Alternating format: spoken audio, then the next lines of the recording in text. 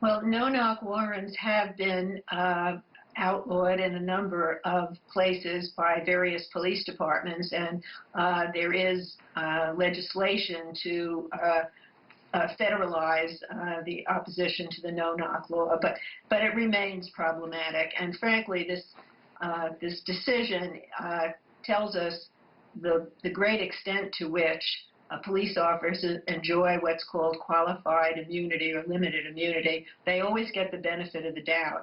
And, you know, this is particularly outrageous because it comes in the wake of a $12 million wrongful death settlement between the police department in Louisville and Breonna Taylor's family. And they requested a number of reforms.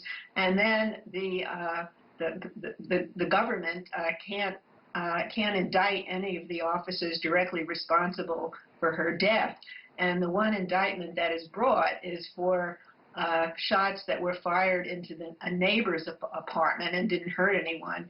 And her boyfriend fired, and the two police officers who are now declared innocent, basically they claim self-defense because the boyfriend had fired at them. Well, what about his right to defend his home and his girlfriend? It just seems all twisted, and I certainly don't blame the people in the streets.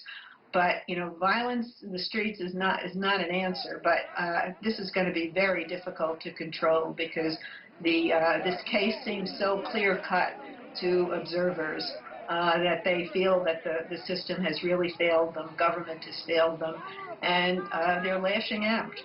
You mentioned the civil lawsuit there, Taylor's family being awarded by the city of Louisville a $12 million settlement. Is that, in essence, an admission of guilt?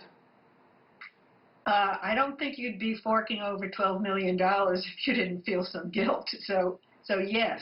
And, it was so moving when that happened because the attorney made the point that at first he started out, he says, I can't think of a single, black woman who's ever been awarded this kind of money in this sort of situation. Then he said, I can't think of a black person in this country who's been awarded this.